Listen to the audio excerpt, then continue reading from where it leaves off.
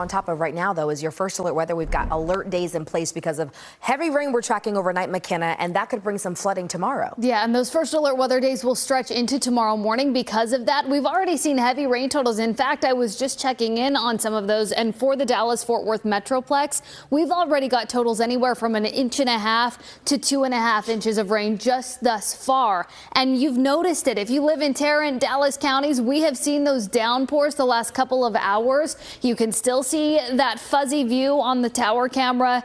We've had the low visibility, and of course we've seen some of that heavy rain. It's not a cold rain. We are sitting at 60 degrees. We've got calm winds, but notice visibility is sitting at 3 miles, and it's looked a lot worse in the last couple of hours. So if you have to hit the roads this evening, keep that in mind. The ponding on the roadways, the wet roadways across the Metroplex, and that low visibility. Here's a look at radar at this point. Notice we have got that line of thunderstorms, and we've got the downpours. You'll notice the yellows, the oranges on the map here.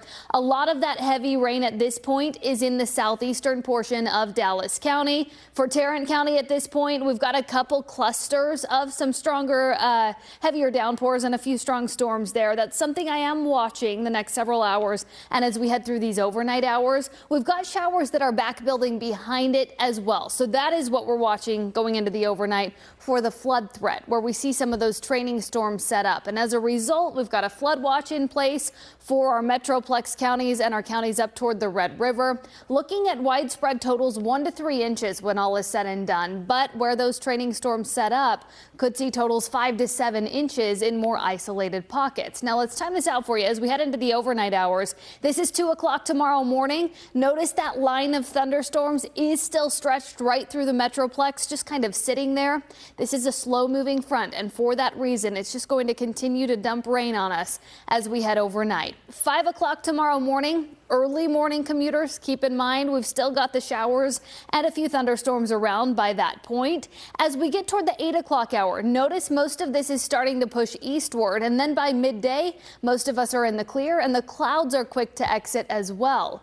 We do have a severe threat. This is that level 1 out of 5 risk for us, primarily watching for some hail associated with these storms, gusty winds on top of that, and a very isolated tornado threat. Really for us, we're watching the flooding. That severe threat then shifts along the Gulf Coast as we head into tomorrow, so for parts of Houston and then into the state of Louisiana as well. For us, here's our severe threats. Once again, flooding primarily going to be the risk for us going into those overnight hours.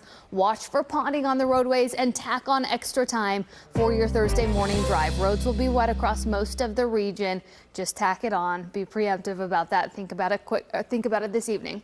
And then as we head into the rest of our work week and into this weekend, notice how the forecast really shapes up. We have the sunshine Friday. We're in the middle 60s. February 1st arrives on Saturday. We are back close to 70 degrees by that point. Mid 70s for us Sunday and Monday. Things look good by that point.